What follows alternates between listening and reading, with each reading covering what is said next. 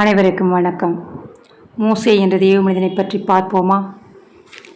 பின்பு இஸ்ரவேல் புத்திரராகிய சபையார் எல்லோரும் கர்த்தருடைய கட்டளையின்படி சீன் வனாந்தரத்திலிருந்து புறப்பட்டு பிரயாணம் பண்ணி ரெவிதீமிலே வந்து பாளையம் இறங்கினார்கள்.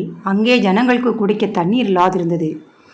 அப்பொழுது ஜனங்கள் மோசேயோடு வாதாடி, நாங்கள் குடிக்கிறதற்கு எங்களுக்கு தண்ணீர் தர வேண்டும் என்றார்கள்.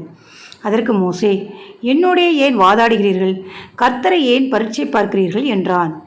ஜனங்கள் அவ்விடத்திலே தண்ணீர்கள் கவனமாயிருந்தபடியால் அவர்கள் மோசேவுக்கு விரோதமாய் முறுமுறுத்து, நீர் எங்களையும் எங்கள் பிள்ளைகளையும் எங்கள் ஆடு மாடுகளையும் தண்ணீர் தவணத்தில் கொன்று போட எங்களை எகிப்திலிருந்து ஏன் கொண்டு வந்தீர் என்றார்கள்.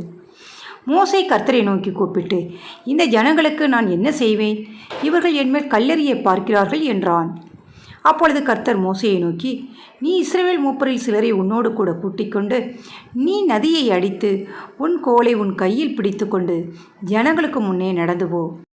அங்கே ஓரேபிலே நான் உனக்கு முன்பாக கண்மலையின் மேல் நிற்பேன். நீ அந்த கண்மலையை அடி. அப்பொழுது ஜனங்கள் குடிக்க அதிலிருந்து தண்ணீர் புறப்படும் என்றார். அப்படியே மோசே இஸ்ரவேல் மூப்பரின் கண்களுக்கு முன்பாக செய்தான்.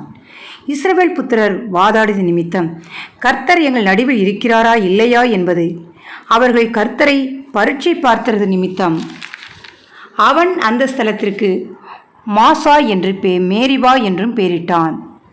அமலேக்கியர் வந்து ரெவிதீமிலே இஸ்ரவேலரோடு யுத்தம் பண்ணினார்கள். அப்பொழுது மோசே யோசுவாவை நோக்கி, நீ நமக்காக மனிதரை தெரிந்து கொண்டு புறப்பட்டு அமலேக்கோடு யுத்தம் பண்ணு. நாளைக்கு நான் மலை உச்சியில் தேவனுடைய கோலை என் கையில் பிடித்து கொண்டு நிற்பேன் என்றான். யோசுவா தனக்கு மோசே சொன்னபடியே செய்து அமலேக்கருடன் யுத்தம் பண்ணினான். மோசேயும் ஆரோனும் ஊர் என்பவனும் மலையுச்சியில் ஏறினார்கள். மோசே தன் கையை ஏறெடுத்திருக்கையில் இஸ்ரவேலர்கள் மேற்கொண்டார்கள்.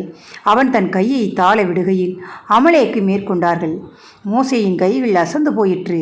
அப்பொழுது அவர்கள் ஒரு கல்லை கொண்டு வந்து அவன் கீழே வைத்தார்கள். அதன் மேல் உட்கார்ந்தான். ஆரோனும் ஊரும் ஒருவன் ஒரு பக்கத்திலும் ஒருவன் மறுபக்கத்திலும் இருந்து அவன் கையை தாங்கினார்கள். இவ்விதமாய் அவன் கைகள் சூரியன் அஸ்தமிக்கும் வரை ஒரே நிலையாக இருந்தது. யோசுவா அமலேக்கையும் அவன் ஜனங்களையும் பட்டய கருக்கினாலே முறியடித்தான். பின்பு கர்த்தர் மோசையை நோக்கி, இதை நினைவு கூறும் பொருட்டு நீ ஒரு புஸ்தகத்தில் எழுதி யோசுவாவின் செவி கேட்கும்படி வாசி. அமலேக்கை வனாந்தரத்தின் கீழ் எங்கும் இராதபடி நாசம் பண்ணுவேன் என்றான்.